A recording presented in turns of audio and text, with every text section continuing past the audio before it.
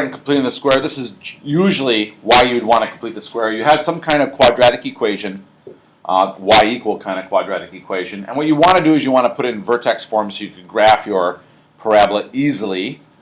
And in this one, same thing as usual, except you have y equals. I know it's an equation, but we're not actually solving it, we're just rewriting it.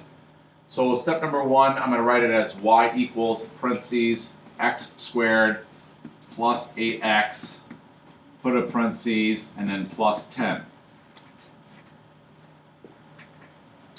And instead of taking two steps to take half of the middle thing as one step and then square that, I'm going to put them together.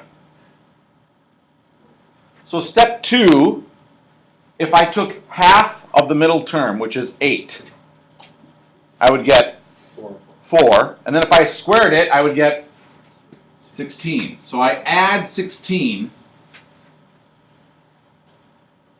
inside the parentheses. That was half of 8, which is 4, squared.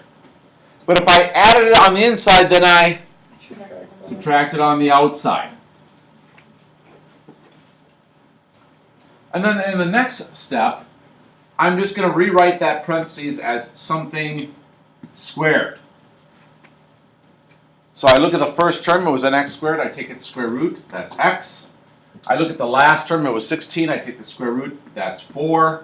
I look at the middle term, which is positive 8x, and I use its sign, which is a positive value. And I've now turned that red parentheses into the purple squared one, because it's now a perfect square. And then on the outside, 10 minus 16 is negative 6. And I'm done. That's it. So sometimes, when we have something we want to complete the square for, the leading coefficient, or in other words, the number in front of the x squared, is not a 1. That means we're going to add an extra step at least. Let me show you how that works. So now I have y equals 4x squared minus 16x, just like we've done in the past, all the x things inside the parentheses. And on the outside is positive 12. Whenever you see a number that is not a 1 in front of the x squared, you're going to factor it out. We learned about this last lesson, common factor. What that means for us is that we're now going to write this as y equals 4 parentheses x squared minus 4x on the inside plus 12. And what I've done is I've forced my x squared to have a 1 in front of it inside the parentheses, and I've pulled out the 4 so it doesn't bother me.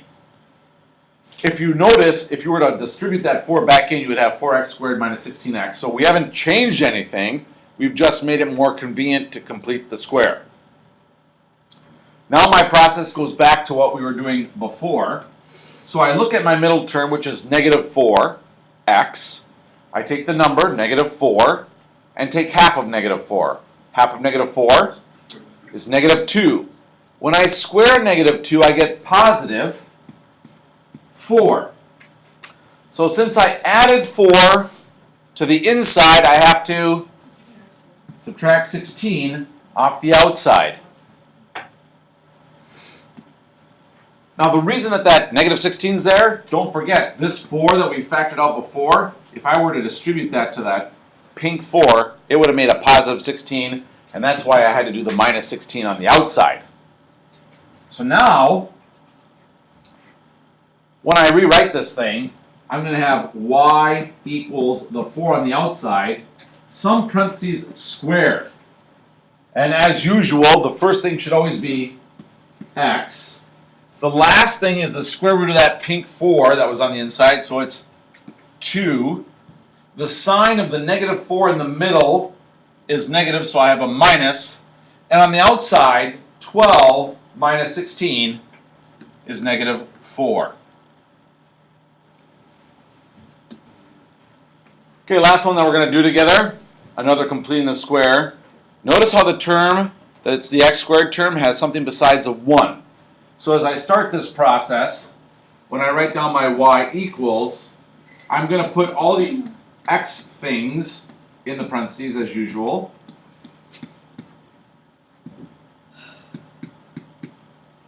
But I notice that it's 4x squared and not x squared. So I'm going to factor out that 4 and get y equals 4 parentheses x squared minus 6x parentheses plus 10.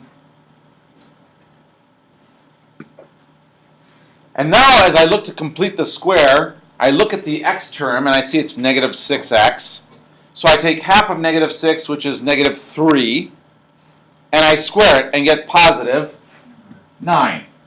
So since I added 9 on the inside, I have to subtract 36 on the outside because, remember, we're looking at the 4 that we had factored out is affecting the 9. And that's why we have to do the 36 on the outside. Because 4 times 9 is 36. And then as I simplify this, I'll have y equals 4 parentheses squared. The first thing is always an x. The last thing is the square root of the last thing. And the signs, whatever's the sign of the middle term. And then on the outside, 10 minus 36 is minus 26. And we're done.